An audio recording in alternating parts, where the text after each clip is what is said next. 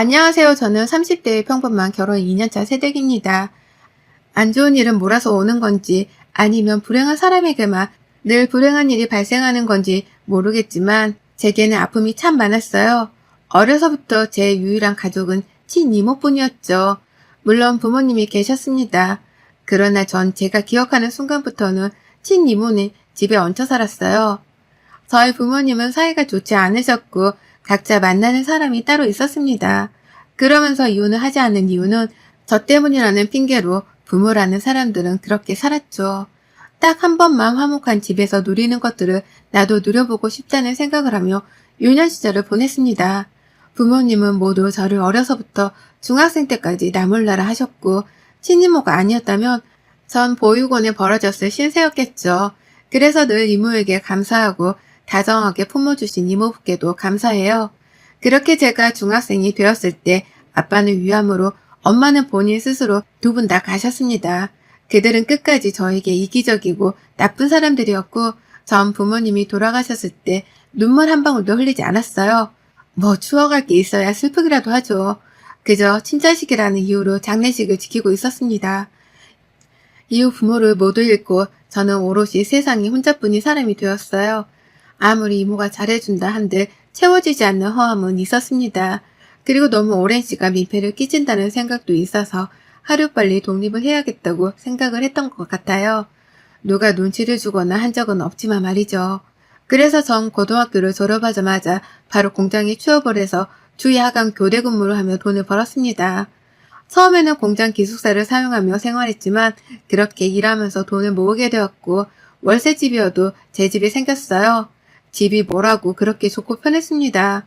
저는 혼자 몸으로 20살이 되자마자 그렇게 이 악물고 살았고 이모는 왜 그렇게까지 하냐며 공부를 더 하라고 대학 진학을 하라고 도와주겠다 했지만 거절했어요. 그간 도와준 것만으로도 충분한데 뭘 더 바라겠습니까? 저도 양심이란 게 있죠. 제가 여유가 생기자마자 전 이모에게 용돈을 매달 드렸어요. 그간 키워준 거에 대한 보답의 개념이자 감사의 개념으로 말이죠. 뭔가 이제는 다 이뤘다고 생각했고 월세집을 전세를 자가로 업그레이드 시킬 수 있게 더 열심히 살자는 목표 하나로 살았습니다. 그런데 저도 사람인지라 외롭고 쓸쓸하더라고요. 학창시절을 함께했던 친구들과도 모두 떨어지게 되었고 솔직히 제 얘기를 깊게 하고 싶진 않아서 친구들과도 거리를 두며 만났습니다. 그렇다 보니 누구도 저를 먼저 찾지는 않더라고요. 저 역시 그들을 찾지 않았지만 말이죠. 매일 같은 일상을 반복하며 점점 더 외로움을 느끼던 찰나에 저는 한 남자를 만나게 되었습니다. 제가 생산해내던 제품업체의 대표였어요. 솔직히 보잘것없는 제가 이런 대단한 사람을 어떻게 만났을까 다들 의문이 들기 마련이죠. 전 처음에 이 사람이 대표인지도 몰랐고 그저 타 업체 직원이겠거니 했습니다. 매번 저희 구내식당에 와서 밥을 먹었는데 그럴 때마다 제 곁으로 와서 여기는 식당밥이 진짜 잘 나온다고 말을 하고 이것저것 살갑게 물어보기도 하고 했거든요. 처음에는 이 사람이 뭐야 싶다가 그렇게 한두 마디 서로 오고 가고 대화를 하다 보니 점점 호감으로 발전했고 연인이 되었습니다. 저희가 만난 지 1개월쯤 되었을 때 본인이 직원이 아니라 대표라고 제게 말을 해줬고 전 부담스러워서 헤어짐을 고했었죠. 그러나 그때 남편은 우리가 만나는데 문제될 건 없다며 저에게 적극적인 구애를 해줬어요. 사실 외로움이 큰 저에게 이유 없는 사랑을 퍼주는 사람은 너무 귀한 존재예요. 저 역시 많이 사랑했고 놓치고 싶지 않았습니다. 다만 누가 봐도 조건이 제가 많이 기울어서 뭔가 끝이 있는 사랑을 하는 기분이라 더 사랑하기 전에 그만둘까 싶었던 거죠. 제가 많이 아프고 다칠까봐 지레 겁을 먹고 말입니다. 그러나 남편은 그런 제 손을 잡고 더 당당하고 힘차게 이끌어 나가줬고 그런 남편을 믿고 저는 마음껏 사랑했어요. 이 사람과 함께하는 하루하루는 좋았습니다. 마치 제가 무슨 공주라도 된 마냥 공주 대접을 극진하게 해주는데 부모에게 사랑도 못 받아본 제가 이런 사랑을 받으니 얼마나 좋았겠어요. 제 사정을 다 알았던 남편은 저를 더 아껴주고 소중히 여겨주고 사랑해줬습니다. 그렇게 만나다 보니 솔직히 저도 점점 놓치기 싫다는 욕심이 생겼어요. 만난 지 1년 정도 되었을 때 결국 결혼을 결심합니다. 저야 뭐 허락받을 사람은 없지만 그래도 이모와 이모부께 인사를 시켰어요. 저에게 이모와 이모부는 부모님보다 더 부모님 같은 존재니 말이죠. 저희 이모는 그저 많이 아껴주고 사랑해주라고 외롭게 두지 말라며 눈물까지 보이셨고 그런 이모를 안심시켜주던 남편이었습니다. 이렇게만 끝나면 해피엔딩이겠지만 시부모라는 무서운 존재가 있었어요. 막말로 제가 배 아파 낳은 자식이 저 같은 상황의 여자랑 결혼을 하겠다고 하면 저라도 뒤집어질 겁니다. 그걸 제 스스로도 너무 잘 알고 있었기에 선뜻 용기를 낼 수 없었고 주저했어요. 결국 남편에게 힘을 얻어 시부모에게 인사를 하러 갔죠. 너무 긴장되고 떨려서 뭘 어떻게 해야 할지 모르겠었습니다. 그래도 남편을 얻기 위해서 제가 해야 하는 노력이라고 생각을 했고 시부모와는 시댁에 초대를 받아서 집으로 갔어요. 집 앞에 딱 도착을 했는데 너무 으리으리하고 좋아서 기가 팍 죽었습니다. 전용 주차장에 있는 차들만 봐도 부잣집이구나 싶었어요. 그렇게 집으로 들어갔는데 저를 반겨주시는 시부모님의 모습에 조금은 놀라긴 했지만 또 한편으로는 제대로 몰라서 그러시나 싶었습니다. 그러나 식사를 하면서 대화를 해보니 그렇지도 않았고 이미 저에 대해서 다 알고 계셨죠. 어려운 얘기지만 너무 불편해하는 것 같아서 내가 먼저 편하게 말하는 게 좋겠다. 우리는 다 알고 있고 아무 상관없으니까 걱정 마. 그냥 둘이 행복하게 잘만 살아주면 좋겠거든. 우리 민재가 직접 사랑하는 여자라고 꼭 결혼하고 싶다고 이렇게 보여준 것 자체가 우린 공격스러워서. 아, 정말요? 감사해요. 불편했다기보다는 실망하실까봐 말을 어떻게 꺼내야 할지를 모르겠어서 머리가 복잡했어요. 죄송해요. 그리고 말씀해주신 것처럼 저희 행복하게 예쁘게 잘 살게요. 그래, 우리는 그거면 되거든. 그니까 부담 갖지 말고 둘이만 잘 살아줘. 시부모의 만남은 너무나도 성공적이었고 기대 이상이었습니다. 그렇게 무사히 결혼을 했고 저는 공장 일을 그만뒀어요. 남편도 그렇고 시부모도 제가 힘든 일을 더 이상 안 했으면 좋겠다고 하셔서 그만두고 집에서 편히 살림을 하게 되었습니다. 솔직히 말해서 편히 살림하고 그럼 너무 좋죠. 다만 저는 혼자 먹고 살았던 그 기간이 너무 커서 그런지 불안감이 약간 있어서 남편에게 집에서 제가 할 수 있는 소소한 일거리를 하겠다고 했습니다. 그렇게 제가 선택한 일은 공부를 많이 했어요. 자격증도 많이 따고 하면서 집에서 할 수 있는 일들을 찾아서 벌이를 따로 해뒀습니다. 사람 일이란 게 정말 모르기도 하고 전 남편과 사이가 틀어지기라도 하면 정말 세상에 혼자 남겨지는 거라서 두렵더라고요.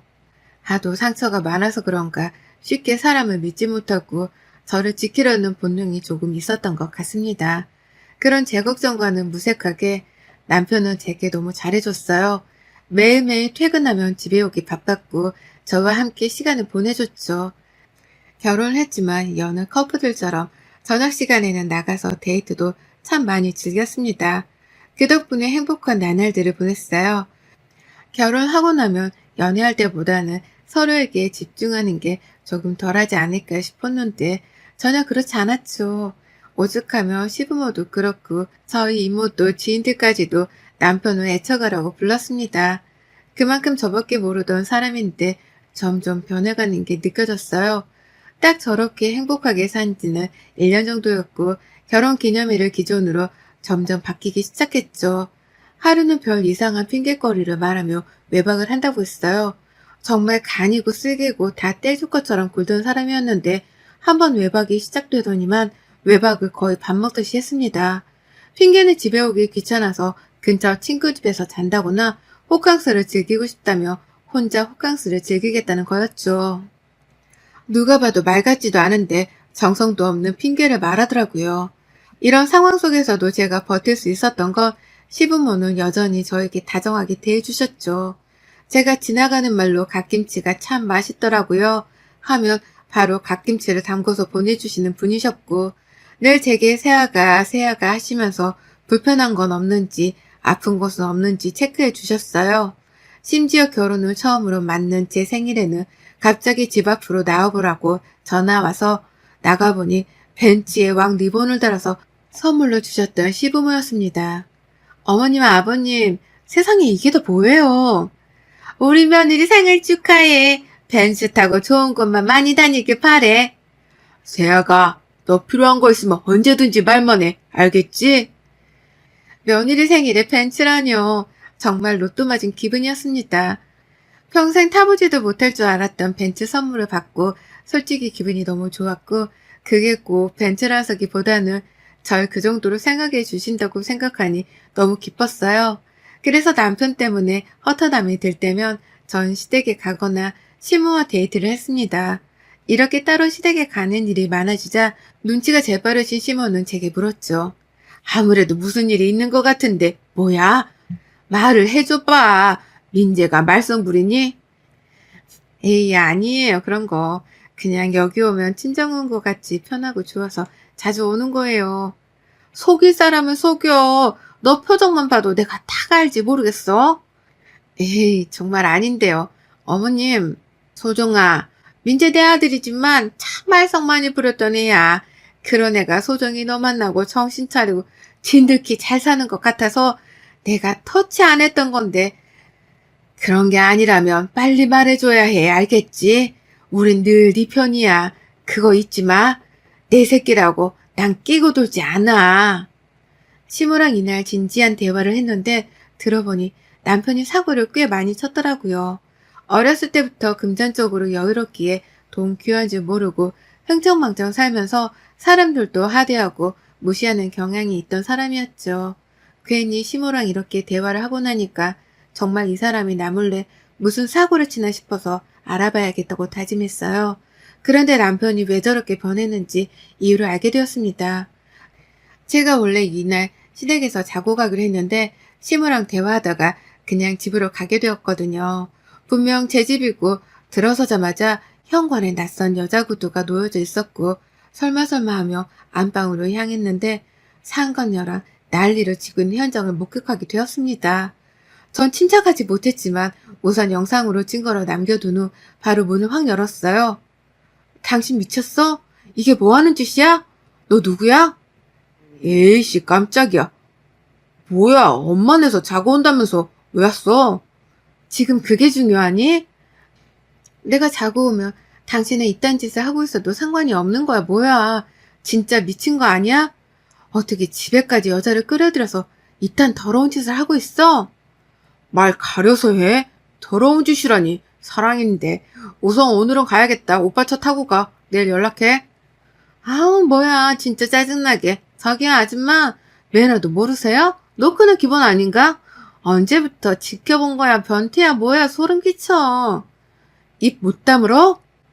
저를 향해 변태 취급하며 너무 당당한 태도를 보이는 상간녀의 머리채를 쥐어잡고 흔들었어요.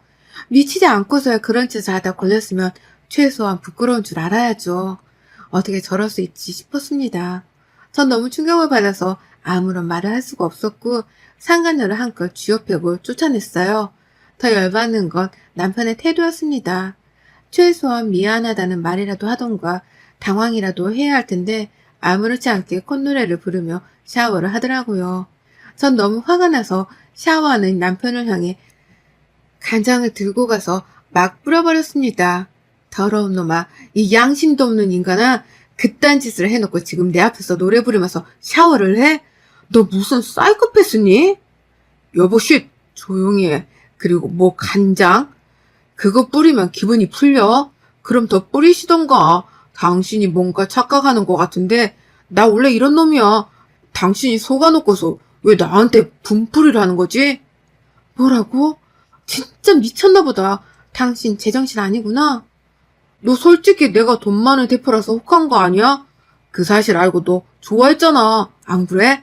내가 지금 딴 여자 만난다고 해서 뭐 너한테 해주는 게 줄어드는 것도 아닌데 왜 난리야.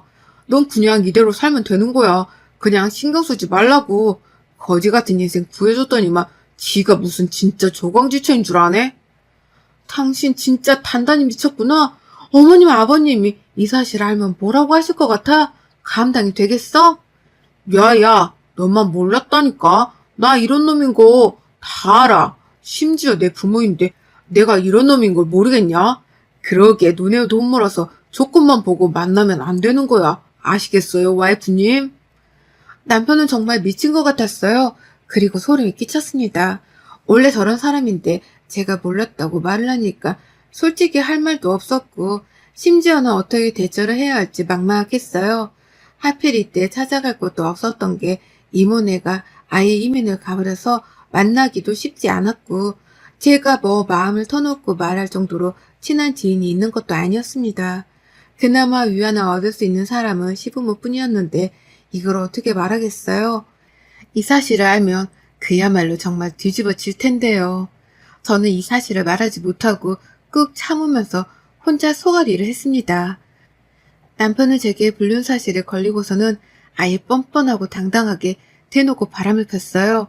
그 여자랑 놀다 온다, 자고 갈 거다 등등의 말들을 서슴없이 했고 전 그럴 때마다 증거로 남겨는 뒀는데 비참하고 너무 제 자신이 무너지는 기분이 들어서 싫었습니다.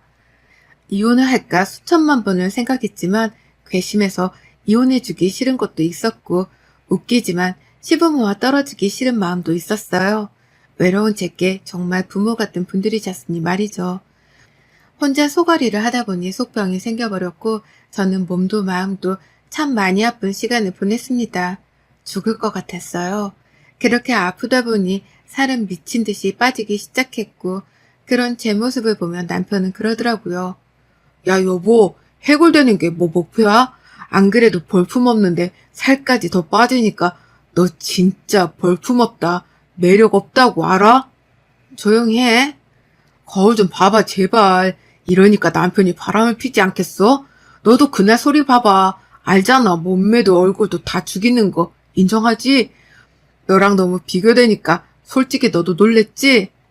그럼 그년이랑 살지. 왜 나 같은 거랑 결혼해서 날 이렇게 비참하게 만들어 나쁜 놈아.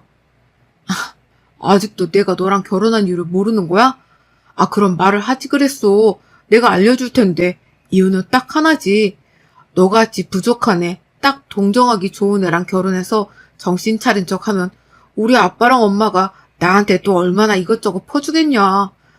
너랑 결혼생활 잘하는 모습 보여주면서 난 내 실속 챙기려고 한 건데 왜? 진짜 넌 미친놈이야. 내가 가만두나 봐 어디. 부모도 없는 고아 주제에 네가 날 상대로 뭘 할 수 있는데 너 나랑 살면서 뭔가 착각하는 것 같은데 내가 돈이 많은 거지 네가 많은 게 아니여. 넌 그냥 거지일 뿐이야 알겠어? 남편은 제게 선을 넘는 말들을 너무 심할 정도로 했습니다. 이런 말들을 계속 듣다 보니까 뭔가 제가 왜 이렇게 멍청하게 살고 있나 싶었고 복수를 해야겠다는 생각이 간절해졌어요. 이 사람이 내게 싹싹 빌 수 있게 난 복수를 해줘야지. 저 그렇게 다짐했습니다. 우선 시부모에게 이 사실을 알려야지 싶었는데 미친 짓에 정점이라도 찍듯 남편은 제가 있는 걸 뻔히 알면서 집에 상간녀를 데려와서 놀았어요. 상간녀는 저를 무슨 벌레 보듯 했고 남편이 명품을 사줬다고 자랑까지 하더라고요. 전 분노를 못 이기고 시모에게 전화를 해서 당장 집으로 와주시라고 했습니다. 시부모는 한걸음에 달려오셨고 안방에서 뒹굴고 있는 그것들을 목격하셨죠. 곧장 시모는 상간녀를 미친 듯이 때렸고 머리채를 잡고 무릎을 꿇렸고 시부 역시 분노하셔서 남편을 미친 듯이 쳤습니다. 시부모가 등장하자 그제서야 놀란 남편은 바로 무릎을 꿇고 빌더라고요. 아빠 엄마 나 진짜 처음이야 알잖아. 이 사람 만나고 정신 차린 거 절대 오해하지 마. 어? 나 그런 거 아니야? 이게 증거예요. 그동안 바람핀 거 걸린 이유로 절 기만했던 이것들 전 절대 용서 못해요. 어머님 아버님 생각하면서 꾹 참고 또 참았는데 저 더 이상 못 참겠어요. 이혼할 거고 이 사람 가만 안 둘게요. 당연히 이혼해야지. 세아가 걱정 마라. 변호사 선임해서 제대로 응징하도록 도와줄게. 그리고 민재 너는 이제 아웃이야. 네가 누리는 모든 것들은 다 이 애비 거인 거 너도 잘 알지? 앞으로 네가 누릴 수 있는 건 불행뿐일 거야. 모든 것 뺏길 거고 당장 이 집에서 나가. 그리고 당신 상대로 소송 들어갈 거니까 단단히 준비하도록 해. 어디 감히 바람을 펴서 내 며느리를 이 꼴로 만들고 기만까지 해? 네 둘이 뭔 짓을 한 건지 그 대가가 어떤지를 보여줄게. 아, 아빠 제발 그러지 마. 내가 자식이고 저 여자는 남일 뿐이야. 근데 어떻게 나한테 이래? 내 자식은 이제 소정이다. 소정이한테 모든 걸 줄 거야. 네가 만들어준 귀한 인연은 내 감사하게 생각할게. 입 다물고 당장 꺼져. 그렇게 남편은 시부의 손에 끌려 집에서 쫓겨났고 전 다음날 바로 시부모가 마련해준 집으로 이사를 했습니다. 그리고 시부모는 제게 무려 10억이라는 돈에 이어 마련해준 집을 제 명의로 주셨어요. 그러면서 말씀하셨죠. 뭔가 돈으로 수습한다고 생각할 수 있지만 그런 뜻이 아니라는 거 알아줬으면 해. 소정아, 너가 싫다면 우리를 안 봐도 괜찮지만 그렇지 않다면 연은 끊지 말자. 너 일도 이 사람 회사 들어와서 해. 네가 배워서 네 걸로 만들어. 이렇게까지 해주신 것도 감사해요. 제가 무슨 면목이 있다고 덥석 받겠어요. 아니에요. 너 그렇게 말하면 우리가 섭섭하다. 남이라고 해도 엄연히 우리는 가족이 되었고 우리가 널 지킬 의무가 있는 거야. 그렇게 시부모의 보살핌 아래 이혼 재판도 대승소했고 제 미래가 바뀌게 되었어요. 당장 회사를 물려받을 정도의 실력은 아니라서 적당한 자리에서 공부하며 배우고 일을 했습니다. 그리고 제 사업을 하고 싶어서 한참 고민하던 끝에 시부모와 상의를 해서 카페 창업을 했고 지금은 편하게 카페에서 일하며 살고 있어요. 이혼한 지가 2년이 지났는데도 시부모와는 연락하면서 살고 있고 간간히 남편 놈 소식도 들리는데 폐인이 되어서는 시부모에게 돈 달라고 찾아온다고 합니다. 그럴 때마다 경찰을 불러서 해결하실 정도로 절대 남편은 받아주지 않으시더라고요. 어떻게 보면 정말 독하다 싶지만 전 시부모의 마음을 이해합니다. 그간 사고친 행적들을 보면 결코 이 사람은 제정신이 아니지 싶거든요. 전 저런 부모 밑에서 살았으면 정말 이악 물고 열심히 살았을 건데 참 팔자라는 게 그렇죠. 그래도 바보같이 당할 뻔했는데 시부모의 도움 덕분에 제대로 응징도 했고 누릴 수 있는 것도 많아졌고 오히려 편하게 살고 있는 지금이 저는 더 좋습니다. 앞으로도 시부모와는 연락하고 선물도 보내드리고 그런 사이로 지낼 예정이에요. 여러분의 생각은 댓글로 남겨주세요. 오늘도 시청해주셔서 정말 감사합니다.